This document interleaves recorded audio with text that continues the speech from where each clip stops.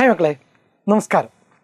നമ്മുടെ 8ാം ക്ലാസ്സിൽ കേരള പാഠാവലിയിലെ എൻ്റെ ഗുരുനാഥൻ എന്ന പാഠഭാഗം കുറഞ്ഞ സമയം കൊണ്ട് അതിൻ്റെ സംഗ്രഹവും ക്വസ്റ്റ്യൻ ആൻസേഴ്സും നമുക്കൊന്ന് എന്ത് ചെയ്യാം, സെറ്റാക്കിയേക്കാം. കൂടെ നിന്നേക്കണം. ക്ലാസ് കണ്ടു കഴിഞ്ഞാൽ നിങ്ങളുടെ വിലയേറിയ നിർദ്ദേശങ്ങളും അഭിപ്രായങ്ങളും മറക്കാതെ എന്ത് ചെയ്യണം, കമൻറ്റ് ബോക്സിൽ നിങ്ങൾ രേഖപ്പെടുത്തിയേക്കണം. സെറ്റല്ലേ? ഓക്കെ. എൻ്റെ ഗുരുനാഥൻ യൂണിറ്റ് 3 ചാപ്റ്റർ 1 ആണ്. നോക്കുക, മഹാകവി വള്ളത്തോൾ നാരായണമേനോൻ്റെ കൃതിയാണ്. മലപ്പുറം ജില്ലയിലെ തിരൂർ താലൂക്കിൽ ചേന്നരയിൽ 1878 ഒക്ടോബർ 16 ജനിച്ചു. ആര്? മഹാകവി വള്ളത്തോൾ. ചെറുപ്പകാലം മുതൽ സംസ്കൃതം അഭ്യസിച്ചു. വിദ്യാഭ്യാസ കാലത്ത് തന്നെ കവിതയിൽ താല്പര്യമുണ്ടായിരുന്നു. വൈക്കം സത്യാഗ്രഹത്തിൽ പങ്കെടുക്കുകയും ഗാന്ധിജിയെ നേരിട്ട് കാണുകയും ചെയ്തതോടെ ഗാന്ധി ഭക്തനായി തീർന്നു. 1958 മാർച്ച് 13 അദ്ദേഹം അന്തരിച്ചു. പ്രധാന കൃതികൾ ഋതുവിലാസം, ഭദ്രവിലാപം, ബന്ധനസ്ഥാനാനിരുദ്ധം തുടങ്ങിയ കൃതികളൊന്നും ഓർത്തു വെക്കുക. പാഠസംഗ്രഹത്തിലേക്ക് വരാം. ലോകത്തെ ഒരു കുടുംബമായി, തറവാടായി കണ്ട മഹാത്മാവായിരുന്നു ഗാന്ധി.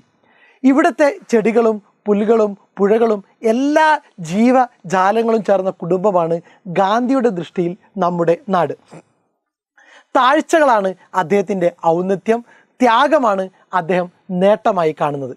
ഇങ്ങനെയെല്ലാമുള്ള യോഗിയായിരുന്നു ഗുരുനാഥൻ. താരകങ്ങൾ കൊണ്ട് മാല ചാർത്തിയാലും വിരോധികൾ അദ്ദേഹത്തെ കരിച്ചളി പുരട്ടിയാലും ഇതിലൊന്നും സന്തോഷമോ സന്താപമോ കാട്ടാത്ത യോഗി. സമസ്വച്ഛമായ ആകാശം പോലെ വിശാലമായ മനസ്സുള്ള ആളായിരുന്നു ഗുരുനാഥൻ. യോദ്ധാക്കൾക്ക് ആയുധം വേണമല്ലോ. വാളും കുന്തവും അമ്പും വില്ലും തോക്കും പീരങ്കിയുമൊക്കെ ഓരോ കാലഘട്ടത്തിൽ പടയാളികൾ ഉപയോഗിച്ചിരുന്ന ആയുധങ്ങളാണ്. മറ്റു രാജ്യങ്ങളെല്ലാം സ്വാതന്ത്ര്യം നേടിയത് ഇത്തരത്തിലുള്ള ആയുധങ്ങൾ ഉപയോഗിച്ചുള്ള സമരങ്ങളിലൂടെയായിരുന്നു. എന്നാൽ അതായിരുന്നില്ല മഹാത്മാഗാന്ധിയുടെ മാർഗം. ശസ്ത്രം, ആയുധം കൂടാതെ ധർമ്മയുദ്ധം നടത്തുന്നവനാണ് അദ്ദേഹം. ഏത് സാഹചര്യത്തിലും കർമ്മനിരതനാവാൻ ഗാന്ധിജിക്ക് കഴിയുന്നു. ത്യാഗം നേട്ടമായും താഴ്മ അഭ്യുന്നതിയായും അദ്ദേഹം കാണുന്നു.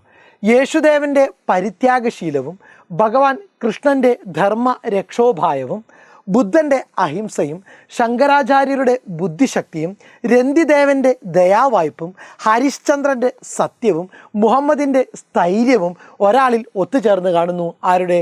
ഗാന്ധിജിയിൽ. നോക്കുക, എന്തൊക്കെ ഗുണങ്ങളാണ് ഗാന്ധിജിയിൽ ഒത്തുചേർന്ന് കാണുന്നത്? യേശുദേവൻ്റെ പരിത്യാഗശീലം, ഭഗവാൻ കൃഷ്ണൻ്റെ ധർമ്മരക്ഷോപായം, ബുദ്ധൻ്റെ അഹിംസ, ശങ്കരാചാര്യരുടെ ബുദ്ധിശക്തി, രന്തിദേവൻ്റെ ദയാവായ്പ്, ഹരിശ്ചന്ദ്രൻ്റെ സത്യം, മുഹമ്മദിൻ്റെ സ്ഥൈര്യം. ഇതൊക്കെയാണ് ആരിൽ ഒരുമിച്ച് കാണുന്നത്? ഗാന്ധിജിയിൽ ഒരുമിച്ച് കാണുന്നത്. അത് മറ്റാരുമല്ല, നമ്മുടെ മഹാത്മാഗാന്ധിയാണ്. അതുകൊണ്ട് തൻ്റെ ഗുരുവിൻ്റെ സമീപത്തേക്ക് നിങ്ങൾ ചെല്ലുക, അല്ലെങ്കിൽ അദ്ദേഹത്തിൻ്റെ ചരിത്രം വായിക്കുക എന്ന് കവി നമ്മെ ഉത്ബോധിപ്പിക്കുന്നു. സെറ്റാണല്ലോ? ഓക്കെ. ലോകമേ തറവാട് എന്ന പ്രയോഗം കൊണ്ട് അർത്ഥമാക്കുന്നത് എന്ത്? ഗാന്ധിജിയുടെ ജീവിത കാഴ്ചപ്പാടുമായി വ്യാഖ്യാനിക്കുക. ലോകമേ തറവാട് എന്ന പ്രയോഗം കൊണ്ട് അർത്ഥമാക്കുന്നത് എന്ത്? ഗാന്ധിജിയുടെ ജീവിത കാഴ്ചപ്പാടുമായി ബന്ധപ്പെടുത്തി ഈ പ്രയോഗം വ്യാഖ്യാനിക്കുക. ലോകത്തെ അദ്ദേഹം തൻ്റെ വീടായി കാണുന്നു. ദേശത്തിനു വേണ്ടി അദ്ദേഹം തൻ്റെ ജീവിതം സമർപ്പിച്ചു. എവിടെ ആയാലും ആക്രമണത്തിനും അനീതിക്കുമെതിരെ അദ്ദേഹം ശബ്ദിച്ചു. ഇന്ത്യൻ ജനതയുടെ ജീവിതം സ്വന്തം ജീവിതമായി അദ്ദേഹം കണ്ടു. ലോകത്തെ അദ്ദേഹം തൻ്റെ വീടായി കാണുന്നു. ദേശത്തിനു വേണ്ടി അദ്ദേഹം തൻ്റെ ജീവിതം സമർപ്പിച്ചു. എവിടെ ആയാലും ആക്രമണത്തിനും അനീതിക്കുമെതിരെ അദ്ദേഹം ശബ്ദിച്ചു. ഇന്ത്യൻ ജനതയുടെ ജീവിതം സ്വന്തം ജീവിതമായി അദ്ദേഹം കണ്ടു. ത്യാഗമെന്നതേ നേട്ടം, താഴ്മതാൻ അഭ്യുന്നതി എന്ന് പറയുന്നുണ്ട്. ത്യാഗം നേട്ടമാകുന്നത് എങ്ങനെയാണ്? ത്യാഗം നേട്ടമാകുന്നത് എങ്ങനെയാണ്? നമുക്ക് ഇഷ്ടമുള്ളത് വേണ്ടെന്ന് വെക്കുകയും അതിൽ സന്തോഷം കണ്ടെത്തുകയും ചെയ്യുന്നതാണ് ത്യാഗം. ജീവിതത്തിലെ എല്ലാ സുഖങ്ങളും ഉപേക്ഷിച്ച് സന്യാസിയെപ്പോലെ ജീവിച്ച ആളാണ് അദ്ദേഹം. മഹത്തായ ത്യാഗമാണ് ലോകത്തിൻ്റെ നന്മയ്ക്ക് ആധാരം. സെറ്റാണോ? ഗാന്ധിയെക്കുറിച്ചുള്ള പരാമർശമാണ്. നമുക്ക് ഇഷ്ടമുള്ളത് വേണ്ടെന്ന് വെക്കുകയും അതിൽ സന്തോഷം കണ്ടെത്തുകയും ചെയ്യുന്നതാണ് ത്യാഗം. ജീവിതത്തിലെ എല്ലാ സുഖങ്ങളും ഉപേക്ഷിച്ച് സന്യാസിയെപ്പോലെ ജീവിച്ച ആളാണ് അദ്ദേഹം. മഹത്തായ ത്യാഗമാണ് ലോകത്തിൻ്റെ നന്മയ്ക്ക് ആധാരം. താഴ്മ ഉന്നതിയായി മാറുന്നത് എങ്ങനെ? വിനയത്തോടുകൂടി പെരുമാറിയാൽ ജീവിതത്തിൽ ഉയർച്ച ഉറപ്പാണ്. താഴ്മയെ ഉന്നതിയായാണ് ഗാന്ധിജി കണ്ടത്. വസ്ത്രധാരണത്തിലും ഭക്ഷണത്തിലും പെരുമാറ്റത്തിലും വിനയവാനായിരുന്നു അദ്ദേഹം. എളിമയുടെ ജീവിതാദർശമാണ് ലോകത്തിന് ഉണ്ടാകേണ്ടതെന്ന് ഗാന്ധിജി നമ്മെ പഠിപ്പിച്ചു. വിനയത്തോടുകൂടി പെരുമാറിയാൽ ജീവിതത്തിൽ ഉയർച്ച ഉറപ്പാണ്. താഴ്മയെ ഉന്നതിയായാണ് ഗാന്ധിജി കണ്ടത്. വസ്ത്രധാരണത്തിലും ഭക്ഷണത്തിലും പെരുമാറ്റത്തിലും വിനയവാനായിരുന്നു അദ്ദേഹം.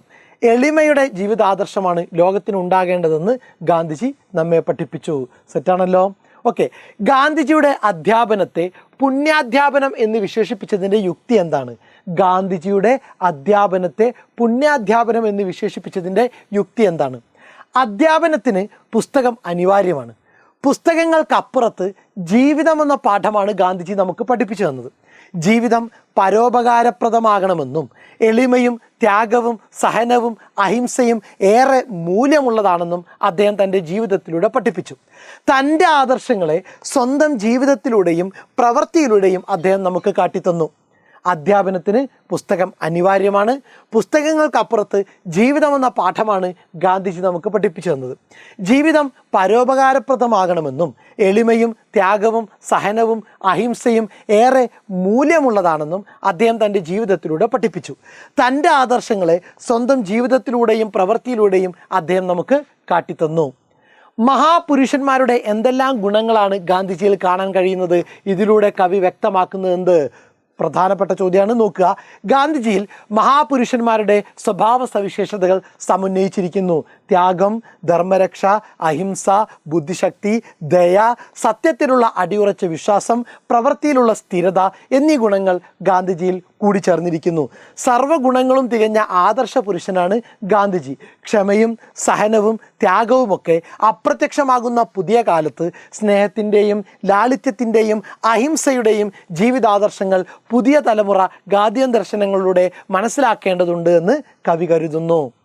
ഗാന്ധിജിയിൽ അപൂർവ ഗുണവിശേഷങ്ങളുടെ സമ്മേളനമുണ്ടെന്ന് വള്ളത്തോൾ സമർത്ഥിക്കുന്നത് എങ്ങനെയാണ്?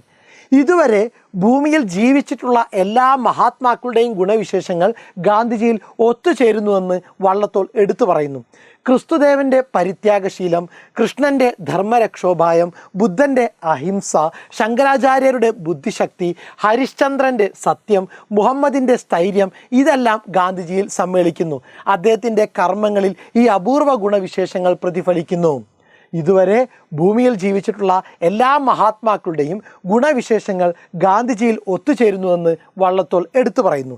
ക്രിസ്തുദേവൻ്റെ പരിത്യാഗശീലം, കൃഷ്ണൻ്റെ ധർമ്മരക്ഷോപായം, ബുദ്ധൻ്റെ അഹിംസ, ശങ്കരാചാര്യരുടെ ബുദ്ധിശക്തി, ഹരിശ്ചന്ദ്രൻ്റെ സത്യം, മുഹമ്മദിൻ്റെ സ്ഥൈര്യവുമെല്ലാം ഗാന്ധിജിയിൽ സമ്മേളിക്കുന്നു. അദ്ദേഹത്തിൻ്റെ കർമ്മങ്ങളിൽ ഈ അപൂർവ ഗുണവിശേഷങ്ങൾ പ്രതിഫലിക്കുന്നു. താഴെ കൊടുത്ത വരികൾ വിശകലനം ചെയ്ത് ഗാന്ധിജിയുടെ സവിശേഷതകൾ വ്യക്തമാക്കുക. രണ്ട് ഭാഗത്ത് തന്നിട്ടുണ്ട്. ഒന്ന്, ശസ്ത്രമന്യേ ധർമ്മസങ്കരം നടത്തുന്നോൻ, പുസ്തകമന്യേ പുണ്യാധ്യാപനം പുലർത്തുന്നോൻ, ഔഷധമന്യേ രോഗം ശമിപ്പിപ്പവൻ, ഹിംസാദോഷമന്യേ യജ്ഞം ചെയ്പവൻ എന്നാചാര്യൻ എന്ന് വള്ളത്തോൾ പറയുന്നു. കൂടെ തന്നെ പറയുന്നുണ്ട്, താരകാ മണിമാല ചാർത്തിയാൽ അതും കൊള്ളാം, കാറണി ചളി നീളെ പുരണ്ടാൽ അതും കൊള്ളാം, ഇല്ലിഹ സംഘം ലേപമെന്നിവ സമസ്വച്ഛമല്ലയോ വിഹായ സവണ്ണമൻ ഗുരുനാഥൻ. എന്താണ് ഇതിൻ്റെ സവിശേഷതകൾ? ഈ വരികളിൽ നിന്ന് ഗാന്ധിജിയുടെ സ്വഭാവത്തിൻ്റെ സവിശേഷതകൾ വ്യക്തമാകുന്നുണ്ട്. ആയുധമില്ലാതെ ധർമ്മയുദ്ധത്തിൽ ഏർപ്പെട്ടവനാണ് അദ്ദേഹം. സാമ്രാജ്യത്വത്തോട് അഹിംസ എന്ന ആയുധം ഉപയോഗിച്ചാണ് അദ്ദേഹം യുദ്ധം ചെയ്തത്. അദ്ദേഹത്തിൻ്റെത് ധർമ്മയുദ്ധമായിരുന്നു. കായിക ബലത്തേക്കാൾ അദ്ദേഹത്തിന് പ്രധാനം ധാർമ്മിക ബലമായിരുന്നു. പുസ്തകം കൂടാതെ പുണ്യത്തിൽ അധിഷ്ഠിതമായ പാഠങ്ങൾ മറ്റുള്ളവർക്ക് പറഞ്ഞു കൊടുത്തു ഗാന്ധിജി. കാരണം ജീവിതം തന്നെയായിരുന്നു അദ്ദേഹത്തിൻ്റെ സന്ദേശം. ജീവിതം കൊണ്ടാണ് അദ്ദേഹം മാതൃക കാണിച്ചത്. വാക്കും പ്രവൃത്തിയും തമ്മിലുള്ള അകലം അദ്ദേഹത്തിനുണ്ടായിരുന്നില്ല. ഔഷധം കൂടാതെ രോഗം ശമിപ്പിച്ച വൈദ്യനാണ് മനുഷ്യരുടെ ദുഃഖം ഇല്ലാതാക്കിയ ഗാന്ധിജി. കരുണയും സ്നേഹവും നന്മയുമായിരുന്നു അദ്ദേഹത്തിൻ്റെ ഔഷധം. ഹിംസാദോഷം കൂടാതെ പ്രവർത്തനങ്ങളിൽ ഏർപ്പെട്ട ആചാര്യനാണ് ഗാന്ധിജി. അഹിംസയെ പരമധർമ്മമായി കണ്ട അദ്ദേഹത്തിൽ ഹിംസയുടെ തരിമ്പ് പോലും ഉണ്ടായിരുന്നില്ല. അഹിംസയിൽ നിന്ന് വ്യതിചലിച്ചുകൊണ്ടുള്ള ഒരു നേട്ടവും അദ്ദേഹം ആഗ്രഹിച്ചില്ല. അങ്ങനെ എല്ലാ തരത്തിലും മഹത്വമുള്ളവനായിരുന്നു ഗാന്ധിജി എന്ന് വള്ളത്തോളിൽ എന്ത് ചെയ്യുന്നു? പ്രകീർത്തിക്കുന്നു. സെറ്റാണല്ലോ? ഓക്കെ മക്കളെ, അടുത്ത ക്ലാസ്സിൽ അടുത്ത ചാപ്റ്ററായിട്ട് മാഷ് വരുന്നുണ്ട്. തീർച്ചയായിട്ടും നിങ്ങൾ എന്ത് ചെയ്യണം? നിങ്ങളുടെ കമൻറ്റ് ബോക്സിനകത്ത് നിങ്ങളുടെ അഭിപ്രായങ്ങളും നിർദ്ദേശങ്ങളും എഴുതി വെച്ചേക്കണം. Okay, thank